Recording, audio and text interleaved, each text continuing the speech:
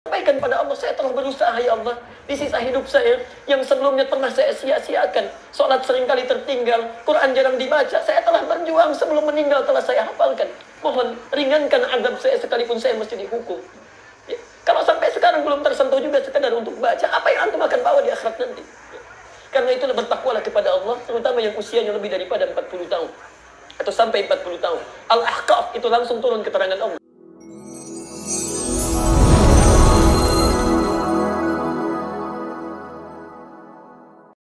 Musa, bukan Nabi Musa, tapi seorang anak kecil yang matanya buta.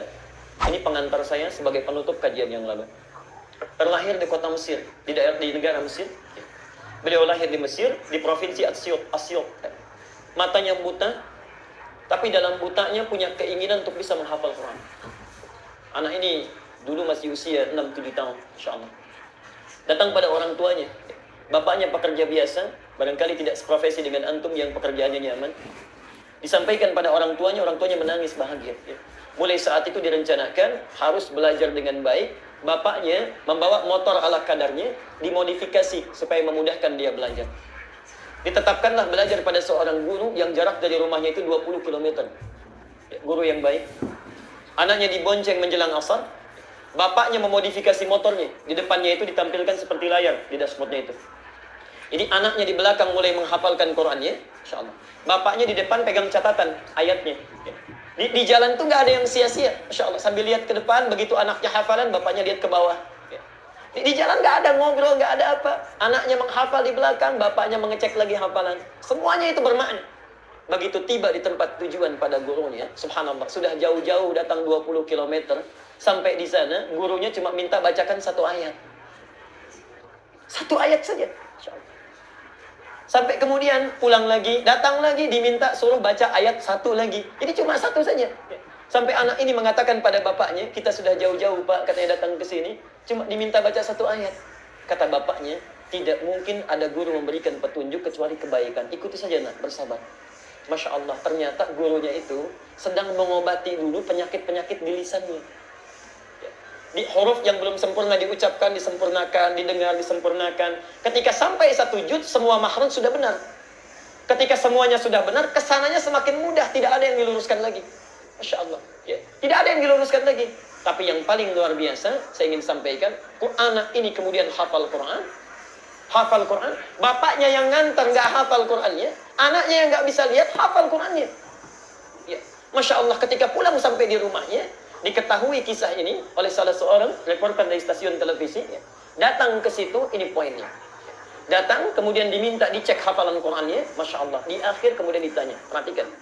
Ya Syekh Musa. Saya langsung lihat tayangan ini. Ibu sekalian, bapak sekalian. Ini orang tuanya duduk-duduk seperti ini. Anaknya diwawancara dengan penuh senyuman. Ditanyakan. Ya Syekh Musa. Wahai katanya Syekh Musa. Jika anda sekarang diperkenankan oleh Allah untuk berdoa meminta. Untuk berdoa meminta. Ya. Apa yang akan anda minta? Apakah minta untuk bisa melihat? Apa yang anda minta? Apakah anda minta untuk bisa melihat? Anak sudah hafal Quran, dekat dengan Allah, ya, ibadahnya luar biasa. Ditanya, kalau anda meminta sekarang, apakah anda minta untuk bisa melihat? Perhatikan jawabannya. Wallahi, demi Allah saya katakan kering. Kalau saya diperkenankan kepada Allah untuk memohon saat ini, saya akan memohon untuk terus dibutakan sampai hari kiamat. Agar Allah berkenan membutakan saya sampai hari kiamat. Karena dengan buta ini saya bisa menghafalkan Quran. Saya takut kalau dikembalikan bisa melihat kembali. Saya takut Quran meninggalkan saya. Kalimat yang pertama. Dan yang kedua, perhatikan, belum selesai kalimatnya. Dan demi Allah saya katakan, Quran ini akan saya bawa menghadap kepada Allah. Saat saya sendirian menghadap kepadanya. Lalu saya katakan, ya Allah, saya sudah berusaha untuk menghafalkan Quran saya. Maka mohon ringankan azab saya kalau saya mesti dihukum di akhirat ini dengan Quran yang telah saya hafalkan. InsyaAllah. Ustaz, saya telah berusaha menghafalkan Quran saya. Maka mohon ringankan azab saya kalau saya mesti dihukum di akhirat ini dengan Quran yang telah saya hafalkan. InsyaAllah. Bapak Ibu sekalian, kalau anak yang buta saya tidak bisa melihat, Allah mudahkan dia untuk bisa menghafal. Dia bawa, masih merasa banyak dosanya. Maka kenapa antum yang masih diberikan penglihatan? Waktunya masih panjang, diberikan kesempatan, sampai hari ini belum mau menghafal juga. Dengan cara apa lagi mesti diingatkan? Dengan cara apa lagi? Karena itu bertakwalah kepada Allah. Setidaknya sebelum pulang, bawa hafalan Qurannya. Sampaikan pada Allah, saya telah berusaha ya Allah. Di sisa hidup saya, yang sebelumnya pernah saya sia-siakan. Sholat seringkali tertinggal, Quran jarang dibaca. Saya telah berjuang sebelum meninggal, telah saya hafalkan. Mohon ringankan azab saya sekalipun saya mesti dihukum. Ya. Kalau sampai sekarang belum tersentuh juga sekedar untuk baca, apa yang antum akan bawa di akhirat nanti? Ya. Karena itu bertakwalah kepada Allah, terutama yang usianya lebih daripada 40 tahun. Atau sampai 40 tahun. Al-Ahqaf itu langsung turun keterangan Allah. Quran surah ke-46 ayat ke-15. Ya. Perhatikan kalimatnya di sana. Ya. Orang-orang yang sudah sampai usia 40 tahun seharusnya sudah banyak berdoa dan merencanakan amalan.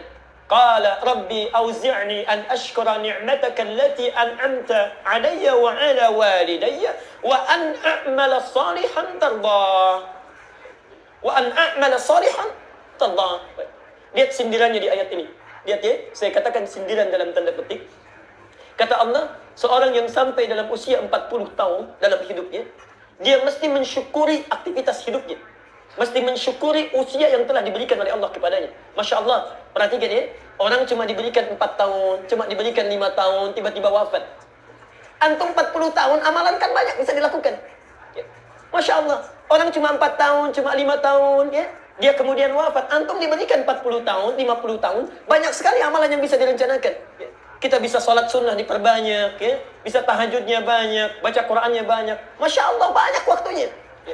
Maka dari itu kata Al-Quran, kalau sudah sampai usia itu, perbanyak doa untuk bersyukur. Rabbi auzi'ni an ashkara ni'mataka allati an'amta alayya. Duhai Allah, bimbing saya untuk bisa mensyukuri nikmatmu yang telah engkau berikan kepada saya. Wa ala walidayya. Dan pada ibu bapak saya yang telah melahirkan saya, merawat saya sampai saya tiba di usia ini. Tapi yang paling menarik, perhatikan. Tidak ditutup sampai di sini, kata Al-Quran, wa an a'mala salihan tardah. Dan tolong bimbing saya untuk memperbaiki aktivitas hidup saya yang lebih engkau ridhai. Nah, kalimat terakhir ini itu sindiran dari Quran. Seakan-akan mengatakan, ada hambaku yang sudah diberikan usia sampai 40 tahun, tapi hidupnya itu sia-sia. Amalnya tidak Allah ridhai.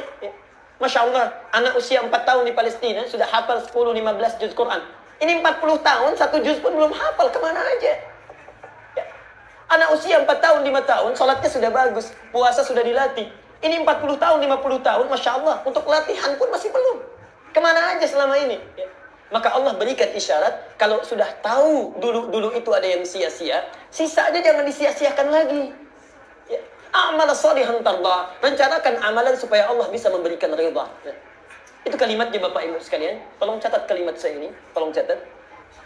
Kalau Anda, maksudnya tidak perlu dicatat di tulisannya. Tanamkan saja dalam pikiran kita.